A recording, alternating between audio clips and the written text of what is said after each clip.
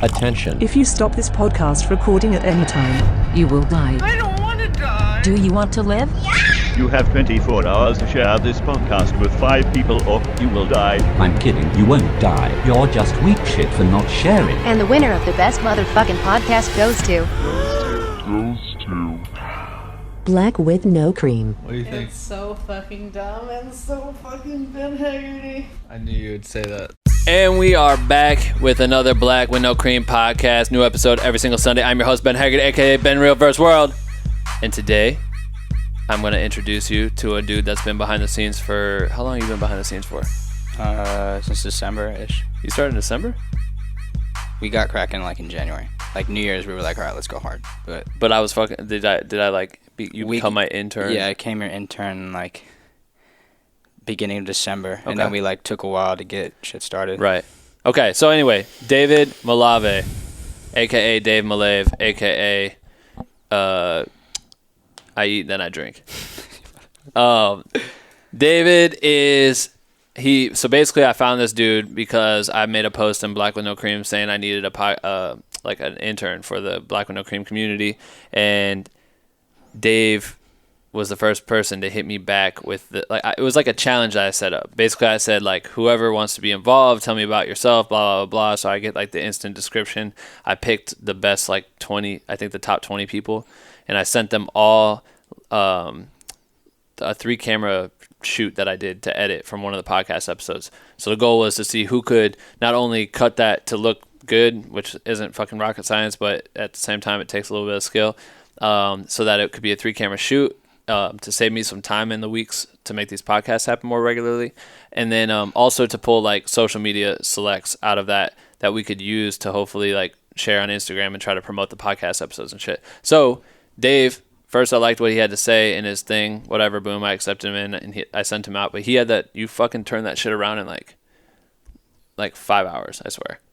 Like I had an email that was like, here's your edits with social media shit, boom. And it was everything that I needed. And a bunch of other people submitted this stuff. It was great too. But there was something about him turning around so quickly, and his email just like was so proper, and what he was interested in learning, it just seemed so good. So anyway, that's how Dave became part of Black with No Cream, started interning and whatnot. And so today I want to, I've been doing these solo episodes, talking on a topic, giving tips and shit, but I wanted to have Dave, like, we're on tour together, and we'll get to how that all happened. But since we're on the road, I was like, yo, we should do these fucking like group chat type things. And Dave said, okay. So, yep. Welcome to group chat. This is the first one. Yeah. Let's do it. But I do interviews with people, and I want to interview Dave, but I want to wait until we're a little bit farther into the tour to do Dave's official interview. So I just wanted to use this as like an introduction to who Dave is, how he's involved with Black with No Cream, and just so you can understand why he's a credible source when we talk about shit, because his opinion matters. And so I think that he's a good person to have as a like co-host or whatever the fuck you want to call in group chats. So anyway, Dave, tell me a little bit about yourself, dude. Well, yeah, like you said, shit, man. I'm from Texas. Hell yeah. Graduated college back last May, so almost a year ago. I got did a bunch of videos and film in high school. College, I basically left it. Like got that like what do you mean push. You left it? Like I went to college for film, and then I was always about my grades and stuff, and I just felt this pressure from everyone and like my parents, and like just not in my parents really, just like from the university itself. It was super like school oriented. I went to University of Texas. Right. And so then I just went like got business degree, economics degree. Like minor in finance, minor in accounting, all this shit. And then when I graduated, I just spent a whole summer kind of like in a rut, because I guess the whole time I knew I didn't want to do any of that stuff. Accounting and shit like that. Yeah, I just like all of college. I just wanted to get really, really good grades. Right. And I just thought that was gonna get me somewhere. But every summer it was time to get an internship, and I just like hated it all. So I did a bunch of traveling, and I would always like. And I just kept it with like the photo and video. I was always still paying attention to it. I still like was, but I just never was like, I never thought it was possible, because when I wasn't going to film first semester, to have it be like a job, right? Because like when I showed up to film my first semester of college, it was like like social media shit wasn't cracking yet. So it was like, what do you want to be? Do you want to be a director? Do you want to be a producer? Do you want to be a sound engineer? Like all these very industry like roles, which are obviously still like amazing. But to me, it was like, I don't want to write films. I knew I didn't want to write films. I knew I didn't want to like direct movies. You know what I mean? Right. So you like, just didn't know what it was. I was just like in high school, I was just like obsessed with editing. Like my first MacBook, I was just with iMovie making like funny movies with my friends and shit. But I was like obsessed with just like making things always. And so, but that just didn't seem possible. It seemed like it was just like this route that wasn't possible. And I was like, I know that I'm smart. Maybe I just do this other thing. Right. I knew I would only be creative. I didn't know how it would go. And so basically graduated and then spent that whole summer kind of just like soul searching. And I was just like slowly getting more and more inspired. Started listening to a lot more podcasts. And then there was like a moment. We'll talk more about this in that like when we Yeah, actually obviously. review. But I just basically, wanna get, like, so I get to the point where I decide I'm going to chase this, which I didn't even know what it was. I just knew that I wanted to do videos and I wanted to do it in music. I wanted to be a photographer. And I was just going to, what I decided was I was going to take a year because I thought maybe if I was going to do graduate school. So I was like, I'm going to use this year that I would go to graduate school anyways. And I'm just going to give myself from now until when I would graduate from graduate school to chase this as hard as possible. And I'll reevaluate in May if this was going to work. Right. So moved all my shit back to my parents' place, which luckily was like an hour from Austin. Austin's where all the music was cracking. And that's where I found Black with No Cream.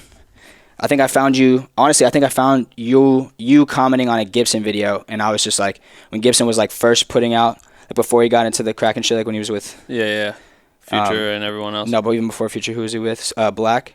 Yeah. Like when he was doing that, he was doing it for Kyle. He was doing like, and then I remember one video he made was this one where he like, it was like the skate one where he like goes into the wall. Oh, anyways, yeah, right. I just thought that shit was so crazy. And what I loved about it was it's just like a piece of content. It was like, didn't have to be anything else. It was just like so sick.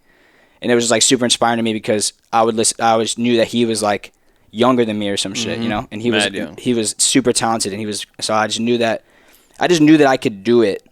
So I just like devoted myself to learning everything. So then I found you commenting on that. I found you making Black with No Cream community, joined it. And then basically like the podcast just like changed pretty much everything for me. And that's like real talk for real. Like, damn, that's crazy. Like I would listen to that shit. I would drive to Austin every weekend to shoot whatever show I could. We'll get into this later, like with getting paid or whatever. Yeah. Shoot whatever show I can, making connections, blah, blah, blah. On Sundays, I would drive home. And every Sunday, it was like the drive home could either be like, what the fuck am I doing? But instead, I had the podcast. So I would listen to the podcast on the hour ride home. It was the perfect length. Right. And on the way home, I would get even more psyched. Because I would be driving home to go live in my parents' place. Like, you know what I mean? And I was like, during the week, I was just finding shit to like learn, to figure it out. And this podcast would like, I remember like I would listen to shit, all of them. But like, I remember, I think the JR one was the most, like that one like changed everything for me. Crazy, like right? my mentality was like nuts because just like, shout out to JR. Yeah, shout out to JR for real. And then I got to meet him, which is just nuts. The whole thing is crazy to me. Yeah. This whole all right. So but basically, this podcast is shit. I've been behind the scenes since then.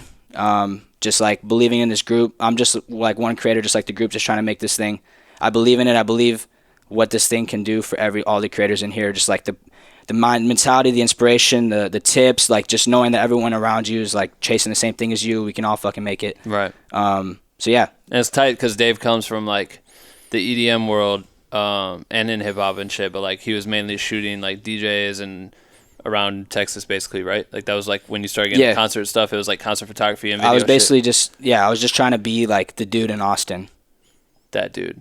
Yeah. And like I felt like there was it was a city that was popping with music, but there wasn't a dude, like there wasn't a guy. And I just wanted to like, I was like, okay, if I can make enough connections in the venues. And I remember, I haven't told you, but like, I was like, okay, if I can just go hard until South by Southwest. Right. When I came to Austin, then I felt like if I was good enough by that time, I was connected by that time, I would link up with someone and it would start popping off. But then, which is hilarious because then I fucking made him not do South by Southwest. Yeah, no, that's a story that we'll tell. Yeah, we should tell all this later. Yeah. All right, so he didn't do South by Southwest because he was gonna work with Beyonce. So now that you kind of get it, just Dave's tight, his content's tight. You should look him up on Instagram. Follow him. What was your Instagram? Dave Malave. Dave. It's easier to Malay. pronounce that Yeah, way it's because easier. I'm white and American, and he That's says my that fault that's that what I white made it people that do. way. Yeah. He said white people always pronounce his name like that. It's true. But his name's David Malave. Okay, so Dave Malave. But find him on Instagram. His content's dope. I got some fire coming out tonight too, so I'm Okay. excited about that one. Okay. This shit hopefully will be out by tonight. So Yeah. fucking internet at the hotel. We're in Copenhagen. We're in Stockholm. We're in Europe. Been in Europe for fucking like 2 months, and we're at a hotel right now, just to give everyone a perspective of like where we're at right now. And we're live streaming this podcast on the Black with No Cream community. So we're not looking at those, so we can solely focus on this camera and not that camera. But I know that they're there watching right now, which is fucking weird. Anyway, so what I did was for this week, I was like, yo, I need some fucking topics. Black with No Cream community, help me out. Anything that they kind of wanted to pick my brain on. So we got a good grip of questions. And so I just thought having Dave here would be cool to commentate, and like we can both shoot the shit on the topics and just kind of briefly touch on one or two of them.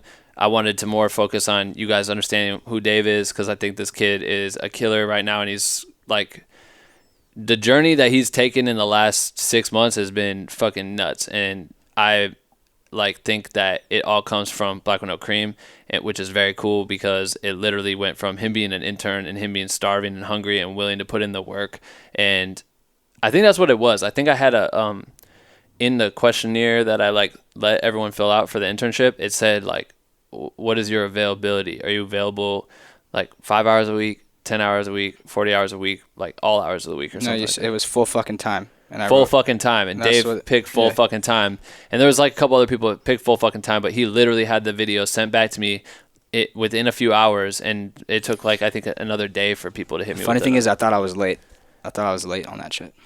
Which is crazy. So I mean, it was like a 2-hour podcast. I made him edit. Yeah. But anyway, and when he did that, like he stayed on top of everything. Like I was the one that was slacking because I was so busy in LA. I was finishing a documentary in the middle of editing a documentary. We had our office that we had to upkeep, so we were doing a bunch of jobs on the side and doing a bunch of shit. So it was like I was trying to give as much as I could to Black with No Cream, which is always the problem. It's like I want to give as much as I possibly can, and that's time is an issue. But Dave would be there ready to go. He'd have notes. He'd come in. We'd have like meetings on the phone and have like these long ass conversations and brainstorm and come up with all these ideas. And he was just like on top of that shit. And at one point he was like, yo, I want to fly out to LA and kick it with you and just like work on whatever. Like I'll pay for my flight. I don't care. It's going to be worth it for me to like be out there. I have homies. I could crash on their couch, so you don't have to worry about nothing. Like, and I was like, all right, cool. But wait till there's like actually like maybe we're doing a shoot or something in that week that you could actually come and see, so it's not just like kicking it on our laptops the whole time.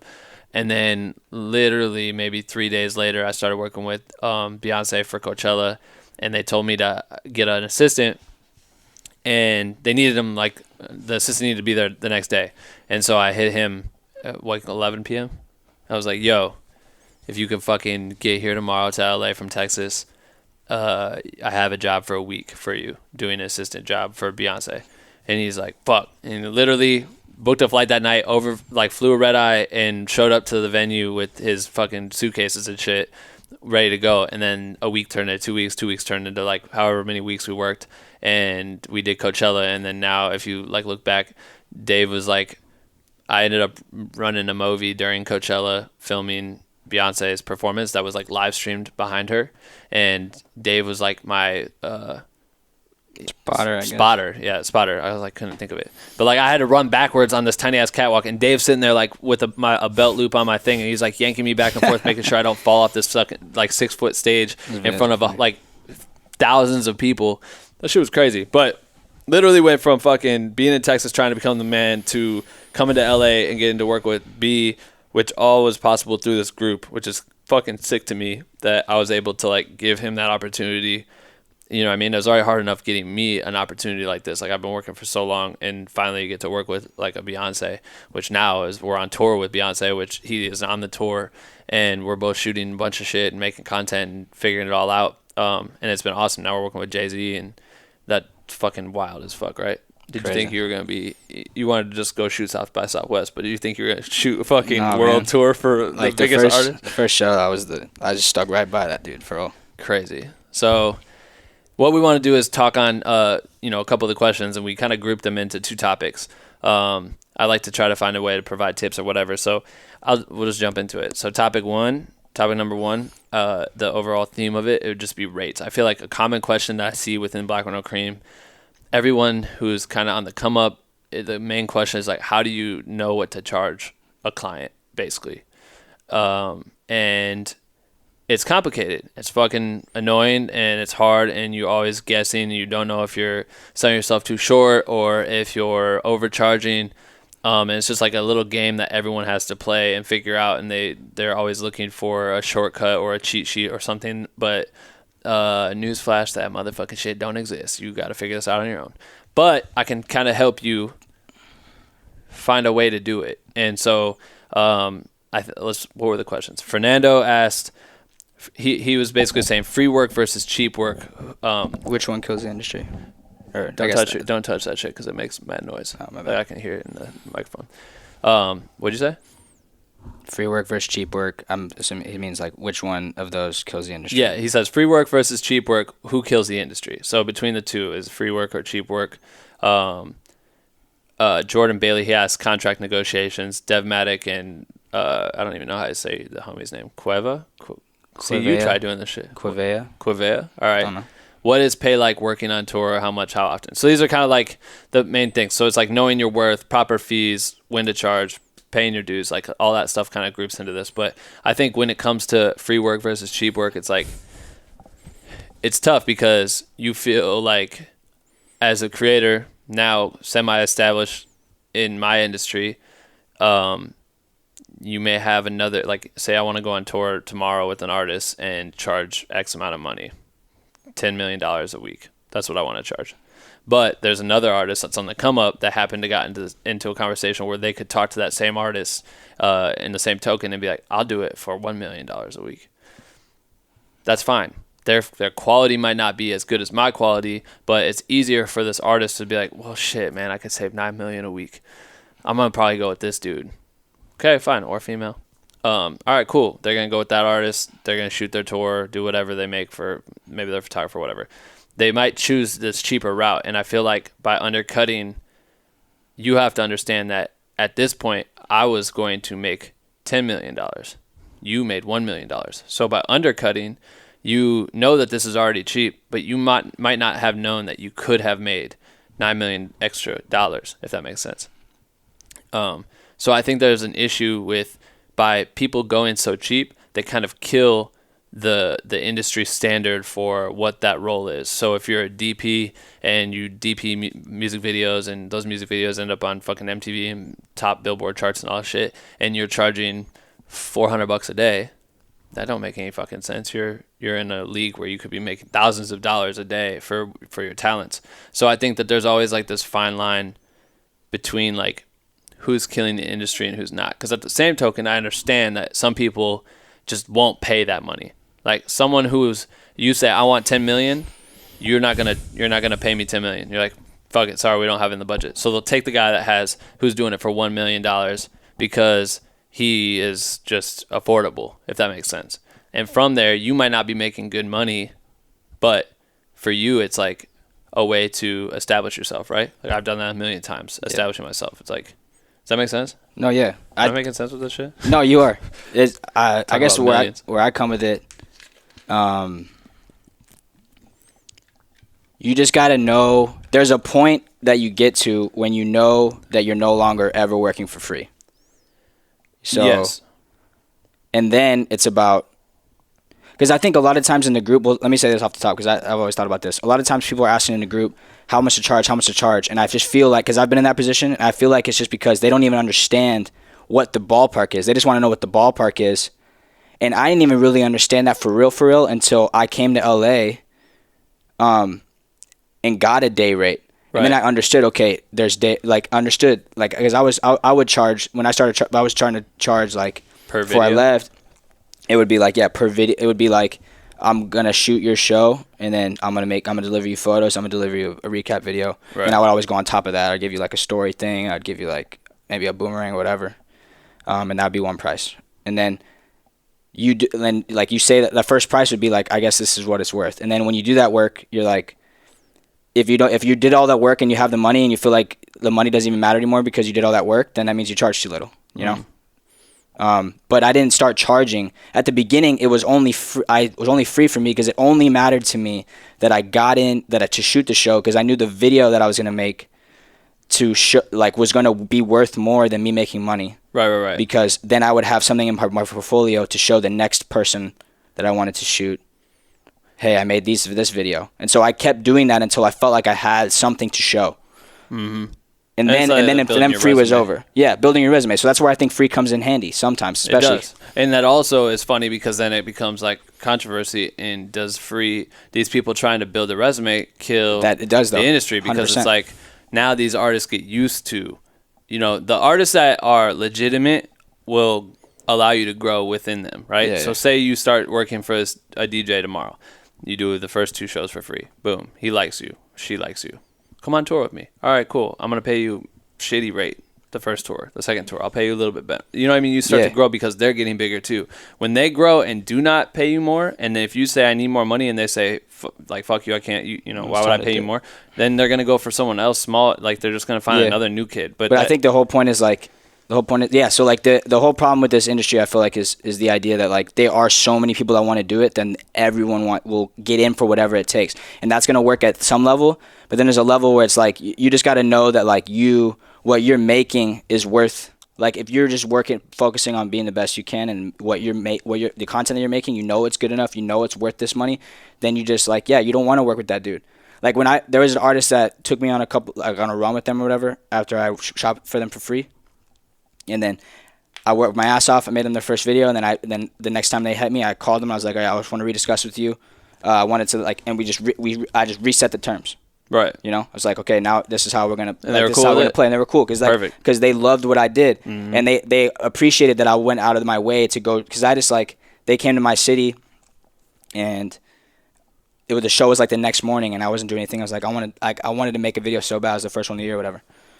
And we hit it off, killed it, whatever. And then now that relationship is like they're still hitting me up and all that stuff. Right. And it was because it's all about relationships, It's 100%. All about relationships. How you talk, how you negotiate. Like if you handle yourself professionally, like if you treat yourself like a business, you email like a business, and your worth and your content's good, and you're self-aware, like you're charging what you are actually worth. You look at other people and you say, like, okay, I could be better, then I'm not going to charge $1,000. But you could.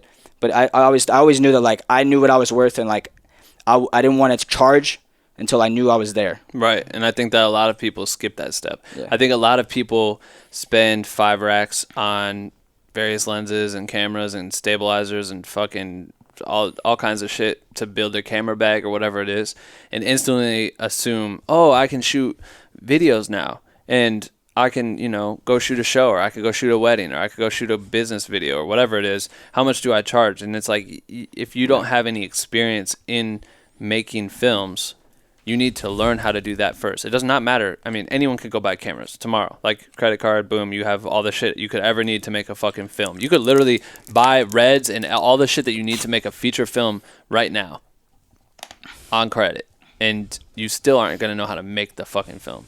So I think the challenge is, a lot of people say, hey, an artist just hit me up. It's my first time shooting a concert. How much should I charge? Don't charge them a fucking dime, because you don't know what you're doing yet. Until you know that you are fucking skilled in that area and your product is worth money. Everything's worth. Like we were saying, where it was like what you said, we were talking at dinner. It's like, if at that point you're still a hobbyist. You're a hobbyist, yeah. And I love that, because there's a difference between a hobbyist and a person that's really trying to make a living. It's a different world when you understand, like, your rent comes from the money that you're making off of creating, and there when to step into that world. Like, oh shit, I'm about to go full time in this. But if you're someone that's in school and you're just trying to, like, kind of figure it out on the side, and you're, like, fucking around making videos, and someone hits you up about a job and they didn't even act like, hey, we'd love to have you come shoot this. It's like, you have to understand when you're valued at $100, when you're valued at. I remember, like, in high school, I was editing videos for all my friends, and then, like, the wrestling team hit me up and they wanted me to edit, like, a highlight video for the wrestling team. I didn't tell them about money. They hit me like, we'll pay you, I don't know, $200. And I was like, holy fucking shit. and I got $200 for that. But if they would have asked me how much to charge, I would have been like 50. I don't know. Like, I don't know how to charge for that shit. And then when it started to come into like working, like I would pay, like charge hourly, and I would charge like $15 an hour, because I was like, well, I'm making $10 an hour at my normal job. 15 would be sick. Like, I know that's how it works. Basically. And then all of a sudden it's like, oh shit, I could do 20. And then I hear about stories of people charging $100 an hour. I'm like, damn. And then now it's like you find out about day rates and all these things come into play and you learn about it. But I wasn't charging until I knew I could handle it. Like, I remember the first time I overcharged for something I couldn't handle, and I was like, it was like the worst project ever, because I'm sitting there, I charged them like $1,500 or something to shoot some like workout video, and I'm like doing it, and I'm like, fuck, I needed 3 cameras. I should have had 3 cameras. Happened to me I should too. have I have had a story like that. lenses and all this extra shit that I did not have. And then editing, I was like, how do I edit this? Like, this is so complicated. And I just set myself up for failure. And eventually I got it done. I ended up turning it in late. It was unprofessional. The way I delivered it and handled it was unprofessional. And like, I should have done that shit for free until I've done 3 of those videos and I know I could handle it. And then I could charge guap. You know what I mean? Like, that's how you should be able to kind of like swerve in and out of negotiating, but it all comes down to talent. Yeah. Like, get your talent up, or not. Everyone's talented in their own ways, but be skillful and understanding of like what you're creating so that your product is A1, and then work your way into charging and know your worth, because it's also like about like a salary. You know what I mean? Like, yeah, you got to think about like that too. If they want to be this full time, like, what do I think I should be making? Yeah. And then you divide that, like, how much should I be making this month? And where do you live? How many projects can I think I can get this month? You know what I mean? Like, that type of thing. And then especially even tours and shit, or something like, every single person will always undercharge you or underpay you on a tour. Like, your day rate could be more, but this is a consistent rate, right, for touring. Or if you're going to go and work on a local business video and make them just like a commercial, it's like, all right, it's a commercial. It's going to play on TV, or is it going to play on Instagram? Is it going to play whatever? Is it going to be on their website? There's all these variables where you could look at it and justify, like, okay, cool, this is a marketing tool for you. I will shoot this and it will look great, and your video is going to smash, and it's going to make you money. And then you have to think, how much does a restaurant make off of this fucking steak that I just shot a video about? Oh, cool, the steak's $30 fucking, and several people are coming in every single day. Like, you realize that they can make thousands of dollars off this. So for you to make $1,000 isn't going to kill their pockets, because they're going to come back and make that money tenfold, So you have to like look at these variables, but also just think, if you make this much money per day for a normal working year, is that going to hit your salary mark that you want to be making? And don't make it like some absurd, I want 7 figures a year making like fucking wedding videos. Like, you have to be realistic and understand your surroundings and where you're at, but like set those bars, I think, and just slowly work up. Every year should change. Like, listen to Tim Dodd podcast. I think we talked about, did you ever listen to Tim's podcast, The Everyday Astronaut? Like, he is a wedding photographer, and every year as he started getting into photo and video, he like, oh shit, like I could charge $300 instead of $200, and the next year he's charging $500 instead of $300. The next year it goes up, and every time it goes up, as you establish yourself and you become better and you become in demand, and especially think about it, if you're in demand and you're making content and your quality is always here and more people want you, if you're charging less money and you have all these clients coming in, by raising your rate a little bit higher, you're going to wean out some of the people that don't want to pay that much, but you're going to get more money for less work, if that makes sense. No, 100%. I think it's all about, like, you have a rate, and if people will, like, it's like business. Like, if you're paying or charging a rate and no one wants to pay it, then you're either not doing enough to get clients, or what you're showing them isn't worth the money that you're making. You're charging them, so maybe you need to lower your rate. It's all about presentation too. Yeah. That's hopefully we're getting that with branding, whatever. Yeah. And then if you have a rate and you're trying to make videos, but you don't have enough time, or you're making the video, you're making the content, but you aren't feeling like the work that you're doing is being properly, you know what I'm saying, 100%. compensated. Then it's like, okay, now I need to move up, and then you have to be okay with, if you know you're on a path and you know like what you're worth, and you know like that your content's sick and that you're gonna get somewhere anyways, then there's always that anxiety to lose a client, or like to lose someone if you say something that it's too high or whatever. But sticking strong, especially when you know that you're at that point, is always gonna be better than, like saying, okay, like if you really want to do something, like it's like what that Jessica said, like the triangle or whatever. It's like the Yeah, I forgot we've been having some fire It's like podcasts. it's like either make a connection, you make money, or it's creatively fulfilling. I think those was 3. Yeah. You know what I mean? So you just got to know like that opportunity. Like if it's gonna take less money, then it better be the other 2 things. Right. You know, it better like like I would do things like I would take little, but I knew that if I did this video and I killed it, then that promotions manager of that venue or the manager of the artist, I could link with him, and then he manages another artist. So that could be a through line there. You know, when like I that type of did shit. Q's tour, like they had reached out and asked me to come out and tour, and at the time I was like doing a bunch of jobs with EA Sports and like working with a couple influencers within the community and videos and documentaries and shit like that, and I was making good money per week. And when they asked me to come out on tour, the rate was like so low that I was like, fuck, that's like not that great for me. Like that's not enough money for me.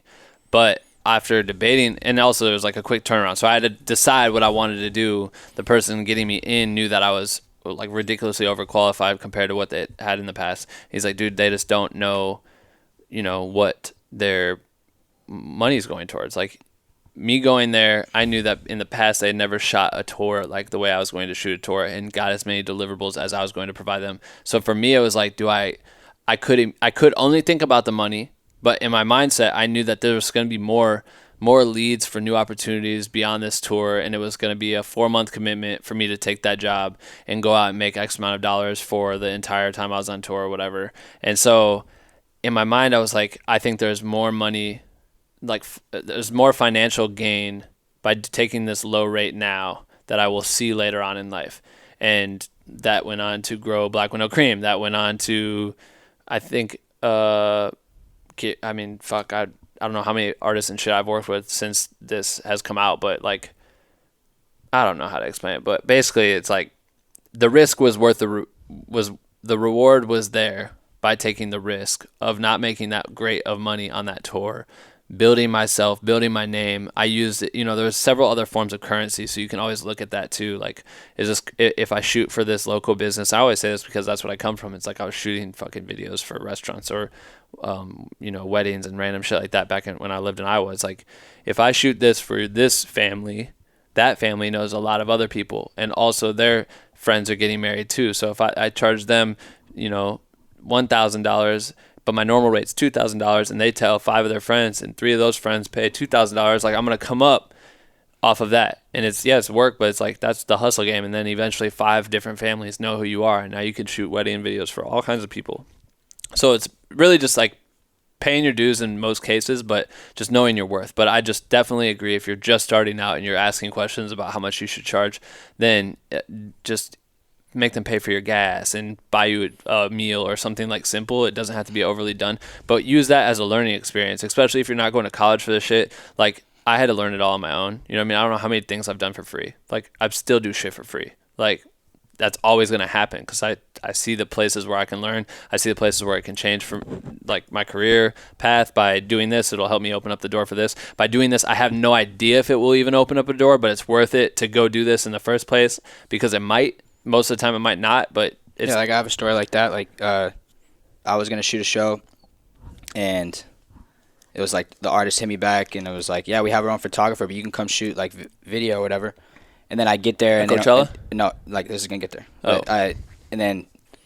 So I was just like super pissed. His first show of the year, like I was like just super inspired, whatever. Go out there, doesn't work out. Basically, like their photographer kicks me off stage.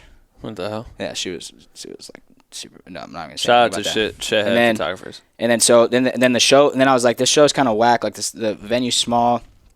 And I was just like, fuck, because it felt like there wasn't another show for another 3 weeks. And for me, it was like I wanted to keep stacking. But then at that show, I met, the dude was just watching. I met like the guy who does promotions for a venue that was like in San Marcos.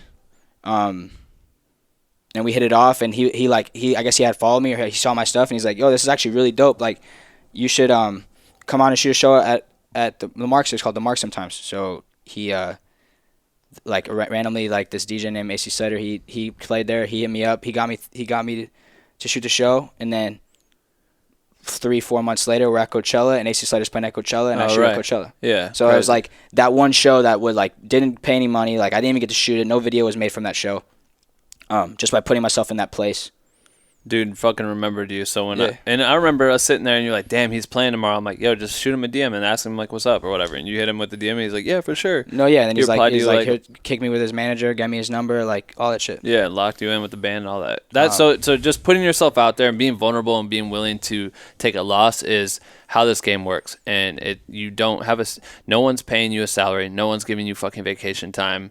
All that shit comes into play. Like, you have to understand that this is your, if this is your career, this is your career. So you need to fight for your worth, build up yourself, and make sure your value makes sense per your creation. I think we should ability. talk once, like, just about I think just to answer the contract negotiation or whatever, like how you email, and like Yeah. what we were talking about before we started. Just like, even emailing in general, but just like the most professional you can be. And like for me, it was like I knew that I was I was just starting. But the more professional you sound, you come across like you know exactly what you're talking about. Like you've done this before. It doesn't matter if you've done it for free before.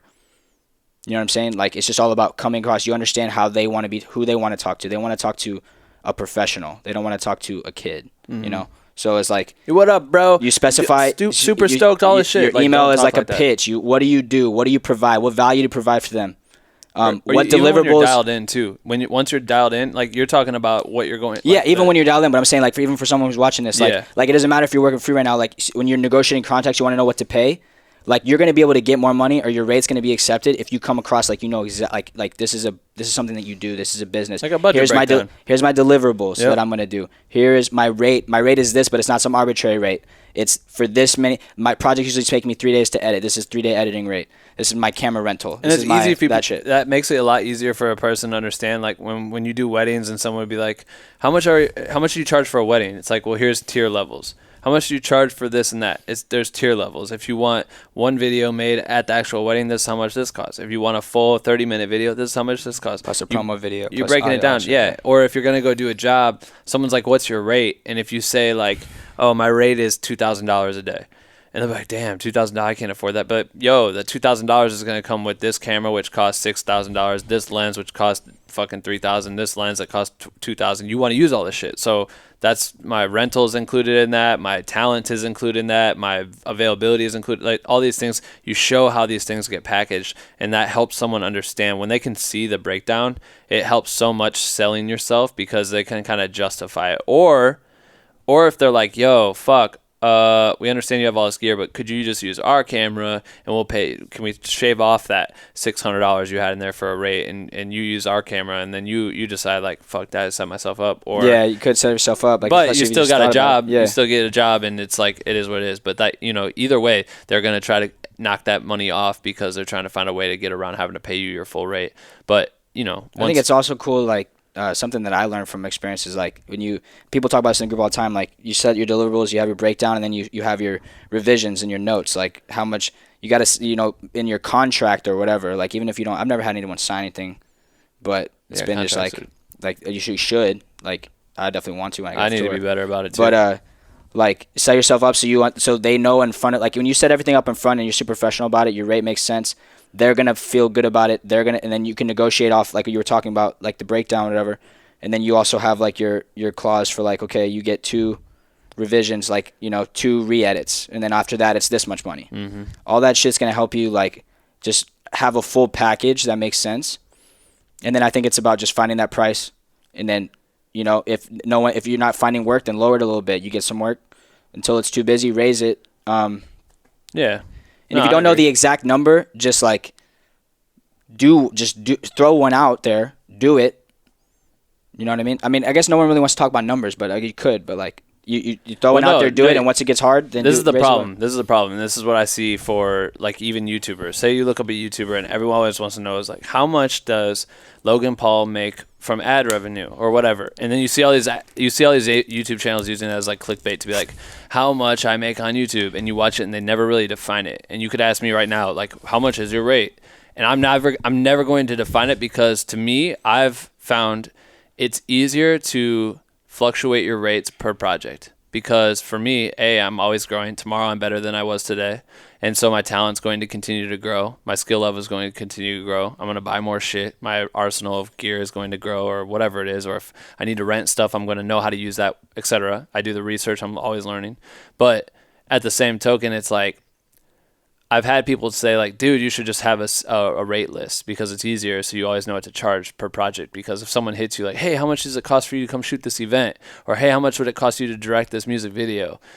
I'm like, I could always just say $10,000. It always costs me $10,000 to do anything. If you want me to pick up a camera or do whatever, I'm always $10,000. Now, 50 people may say we don't have $10,000, and one person may say they will give you $10,000, and it's like, that's cool. But would I have made more money because I understood that this person who asked me what my rate was could definitely not afford $10,000. Maybe they could afford $9,000. And I'll say, you know, I work with them on, well, what's your budget? Like, what's your ideal budget? Blah, blah, blah, blah. I've gotten paid really well so many times by playing this game, where someone will say, how much, hey, are you available to come shoot this event, or can you shoot this type of thing, or could you photograph this, whatever.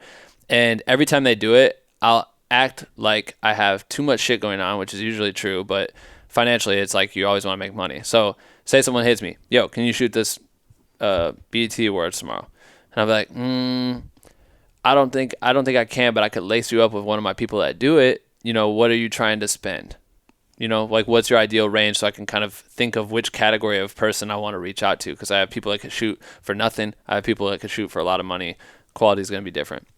And they'll be like, oh, we're thinking about spending $7,000. And I'll be like, oh, guess what? I'm available. Cool, I'll pull up, because I thought you were going to say $300. But you know what I mean? You find out that there's some people that will just be willing to pay a little bit more, and they have no idea of like what a daily rate is. So by adjusting your rate that way, it's always like beneficial in my opinion. But if you're starting an actual business where you're not like this freelance, I do kind of everything, it's kind of like you've created a niche market, like which we'll get into with this branding topic, but like saying I'm a wedding videographer and I'm a wedding company, you know, I only do wedding videos.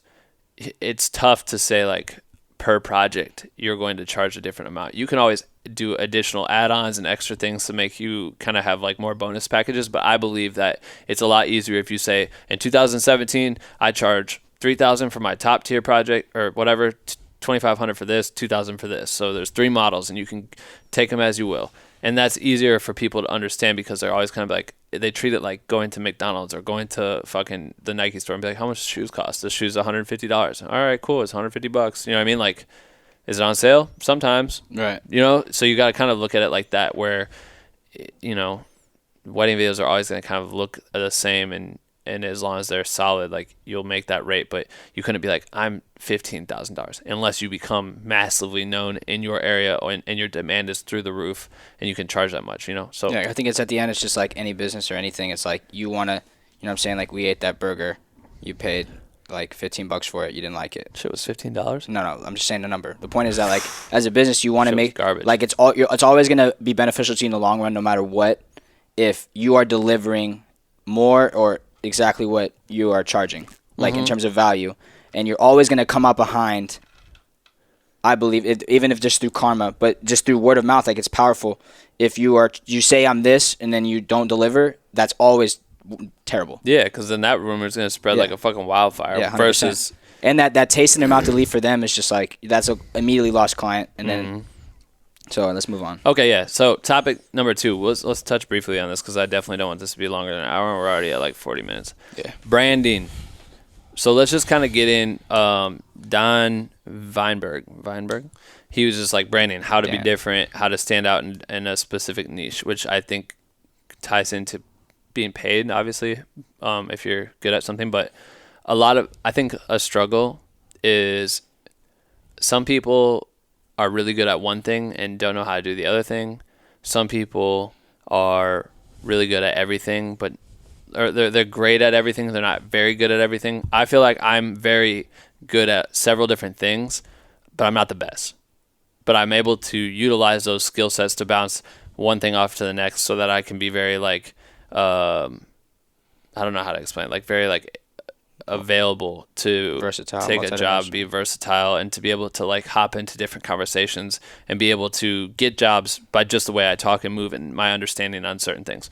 But I think the easier route would be if I just was this one thing and I was I was a fucking shit at it. You know what I mean? Like, if I just edit videos, that's all I do every single day, that's all I do, then I better be the best editor that there is. And then finding ways to brand that specific niche versus being like, I'm a jack of all trades. That's way fucking harder to explain. I don't know how many times people be like, hey, so what are you doing? I'm like, like I might say like, oh, I'm a photographer. And then when I leave the conversation, I'm like, no, I'm not just a photographer. Fuck, I should have said that. Right. I edited a movie and did all these things. Like, so it's kind of hard to sell that as like, I'm kind of good at everything. What do you need? Marketing? I could do that. Do you need social media help? I could do that. Do you need fucking consulting for video? I can do that. Like, all these different things that you're good at. So I don't know, when it comes to branding, like for him, when he signed up for the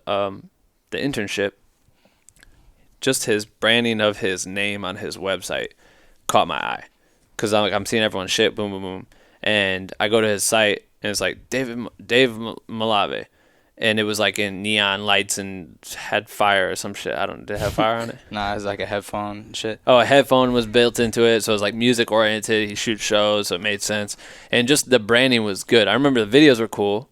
The videos were like cool, and you said you were new, so I'm like, all right, these guys thing together. But when I first met you, I had only I had like 3 videos on that site. Yeah, I don't have many, but right, and like those were like enough to get an idea for it. But the way his name looked, like he spent time just trying to design what his name looked like, and to be like, I'm Dave and I fuck with music. I understood that within his branding, and then see the quality of his stuff. I'm like, this is pretty dope, and his work ethic. So all that was a great package, you know. So I think it's tough to market yourself and brand yourself, but standing out in a specific niche is easier said than done. But I think if you are very good at one specific thing, you should find all the ways to sell that specific thing. I think from my perspective, like because there's 2 ways to think about it. We're talking about this in there too. There's 2 ways to think about it. One is like how I went about it or whatever, which is like, I think coming up, it's very if you just say I'm gonna be the shit, like I shoot. For me, it was like a big EDM scene where I was a fan of that. There's DJs coming every other week or whatever. I was like, I really love shooting shows because they look ill. Like, the content you can make from it is incredible or whatever. So you fuck and you like to shoot shows? No, I fuck and I shoot shows. Go on. But like, when you focus, then you're able to. You're able to level up faster. How did you, if you knew that EDM shows and DJs were coming to your city, how were you able to brand yourself to convince that guy at that one show where you got kicked off the stage? Well, because I just wanted. Well, yeah. What did he see? What did he see that he liked? Well, I mean, for my brand, branding or whatever. So basically, what I was trying to say was in the niche or whatever. Yeah, I chose that as my niche. I was like, I could go to this business and make a food video. I can make a gym video. I could do all this stuff, but I'll just be spreading like slowly in a bunch of different things. Or I could just become really good at this because I know I can get somewhere with this, and there's like an area for it or whatever. So I chose that, and then basically it was just about like my branding was just I wanted my videos to be super fucking lit, like I wanted all my videos to be like, I never wanted to make a slow video. All my videos are gonna be crazy. I liked a lot of like energy in the video. That's how I was gonna shoot it. And then I wanted my photos. Like, first off, I wanted to brand myself as I can do both really well. Sure. It's like I don't want to just be a video. I don't want to be a videographer. I want to be a photographer. I don't want to be a video guy that says he's a photographer and has like lackluster photos. I want it to be really good at both. I wanted to deliver them the next day, the photos the next day, the video within 3 days, blah blah blah. I want my photos. I just want everything to look massive and epic, and my videos to be super energy, like crazy, and that's how I did it. And then so like that would be impressive to. So like if you show a manager who is just at a show, and sees you turn that shit around. Or like if I'm emailing and I send you, this is a video that I made from this show, and the show, maybe the show wasn't even that dope, but the video made it look fucking epic, and he's like, yo, this can make, like, you know, I'm saying like, this is how I can make your show look, or, you know, or like this is what I do. Or whatever. And so when I was focused on one niche, then my portfolio was like stacking and reinforcing itself. Right. So like every time I made another video, as long as it was better than the last, then the next email that I sent would be more effective, because I was just adding to that already. Basically, it's like when you email and you reach out, you were saying things. You can say everything you want. It's just like a resume. I'm a hard worker. I'm a blah blah blah. But like you have to show people what it is. So Proof like of the more proof that you have, the better. Yeah, you know? absolutely. So like my whole thing was like if I could just stay in this one thing and every opportunity my video is better than my last one, then my next email, so at the beginning no one answered my emails at all. Like I would just have to email like fucking 50 times and maybe one would answer and then maybe I'll just like try to sneak in or whatever. Right. As the video starting to get more impressive or whatever, I'm not saying I'm like the best. Obviously, like they just got better. Yeah. I knew had to be better than myself. Then I started getting more responses because I was okay. Now this email makes sense. I'm kind of figuring out how to say it. My branding makes sense. Like how I'm presenting myself. My videos look like they like I was starting to like looking at other people's videos in the same space and I was like my videos look just as dope. Mm-hmm. And so I feel like that was a way. But then there's also a way to think about it where it's like if you do, like you want to be good at everything. So that's what's cool about coming on this tour is I knew that I would have a whole different exposure hanging out with you, learning a lot more about really just trying to tell stories. Right. Because a lot of that in my space was just like make everything look sick. Right. And the story's kind of like 3 clips maybe, or it's just some lifestyle stuff. So if you get too zeroed in, then you're gonna realize that like when someone asks you to do something else, you might feel like intimidated. So it's definitely good to like put yourself in different spaces as much as possible. But in terms of like starting off, I feel like if you can just pick one thing that you want to do and you're really good at, and you understand there's a market there, and that you could get somewhere with it, then you might just well just go hammer in one spot. I'm with that. And then branding is just like, what do you want your content to look like? When you put out a video, do you want to like always have a story? An Instagram story that promotes the video, how's that like a layout gonna look like? You know, like what do you usually deliver to clients? Like you always so people know what your shit looks like. Right. I think you always want people to know what your video, like know it's a you video. Like how producers have tags. Like I like to put a tag at the end of my videos. You like to put a tag at your videos. Like that type of shit. That's branding. Branding is like if you have a sick tag at the beginning, like like video by like Yoda always had like produced by Yoda. That always looks sick right at the beginning every time. Mm-hmm. Like Gibson always has the fucking lightning in his name. Like that always looks dope, and it puts a stamp on it. That's branding. Like all that shit is like how you present it, how you want your shit to look. And it's also about how you. We're not gonna get into it. I think this was great information. Yeah. I feel like we talked about a lot of shit, guys. I feel like speed, money, quality. That's feel another like triangle. Yeah, so what's up, Marcus? Again, we had the Facebook group going, so there's like a live stream happening right now. So shout out to everyone that's paying attention to this shit right now. I'm looking at you. I don't want to. Maybe I'll scrub through this real quick and try to see like a question or two that we can answer quickly. The goal of this was to be under an hour. It is now 54 minutes, which is dope. We spent too much time at the beginning, like on my show. We should have just. No, see, he's too humble. I think this is fun having him here because he's got interesting perspective of it. He's very fresh into this industry too, which is dope. And this opportunity is ridiculous for what's happened to this guy in the past, 6 months has been nuts. But I want to do more of these in the future. So if you think that these are valuable, please let us know. What's your Instagram? At Dave, D-A-V-E, Dave M-A-L-A-V-E. So find him on Instagram, follow him right now, and then send me a screenshot if you do it. And then, let us know in the comments or whatever if you fuck with this shit. This is on YouTube now, Spotify, iTunes. The podcast exists. I'm going to start interviewing more people, hopefully on the road. But in the meantime, these solo episodes are going to kind of exist for a while. And then we're going to get the group cracking again. When I get home from tour, this shit's going to fucking... I'm not taking no jobs. I'm just going to do Black with No Cream. We're going to turn this into a fucking dynasty, man. Dynasty! All right, let me look at the shit in here. This is dope. What do you see? All right, so my homeboy Marcus Frisky, he's been on the podcast before. You got to check his shit out. He says, biggest thing I see is people expect to get paid for the hours they put in, not the talent they have and the quality you deliver. That's why, just like Josh O says, never charge per hour, but per project. 100%. And he goes, triangle equals speed, money, and quality. That's very fucking true. I love that. That's super dope. Yeah, because, really, it comes down to what your talent is and how and I know someone else talked about it, too. It's all about the product. Like, the product. Like, that's what's worth the money. Like, you could, if it takes one person 6 hours to make a really ill video, and it takes another person 3 days to make the same video, then that through that connection of how much that should cost. Yeah, That's, exactly. you know. You learn. That's why I think that's what got me in touch with TDE and Schoolboy Q and all them in the beginning is because South by Southwest, shooting that, it was like they saw I would turn around videos for people that they fucked with, and they saw how quickly I turned those videos around. And right away that got my homie Musa interested in me just because he was working with Kembe. So I turned around a video like that night, and he's like, whoa, what the fuck? And it was for Instagram videos, which was just starting out, and so people weren't like even seeing content being made for that like that quick about like something relevant like a concert or whatever. But it's just how if you can stay on top of that shit, if you can provide quality, and if you can provide an excellent experience for the person paying you money, then you're good. So anyway, that's dope. We'll stay in the live stream and answer your questions on that, but I think that's good for now. Black with No Cream, new podcast every single Sunday. Make sure you tune in. Next week we'll try to talk about some other shit, so we'll make sure you guys can ask the topics in the community. If you want to join, bwnc.com/join. You should be a part of this community if you're not already. What else? Is that it? Nothing. This was fun. You had fun? You I'm didn't trying have to figure out, are these cashews all over your floor?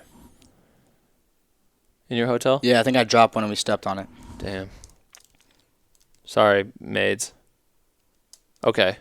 This is it. How do you want to end this? Eat before you drink. I'm going to explain this real quick. No, do not explain this. I'm going to explain this real quick. There is, and maybe they'll develop, get this fucking water bottle out here. I can just hear the fucking thing in your microphone. These mics are too fire. So I have this list on my phone of Dave. This is terrible. These are Dave quotes.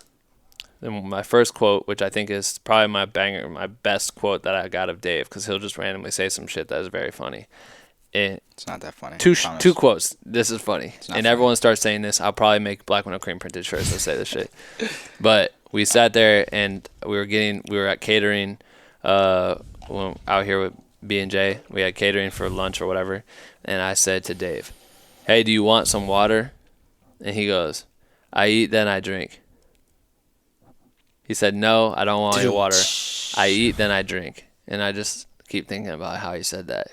So now everyone says how funny it was. It does. And how funny you thought it was. It's very funny. All right. And then the other thing that he said one time was we were just eating and we weren't talking to each other. And he just said, shout out to this bread. He eats and he drinks. Shout out to this bread. It's David Malave, everybody. Welcome to Black with No Cream on the fucking actual podcast. So go follow him. That's it. We're out of here. Peace, bitch.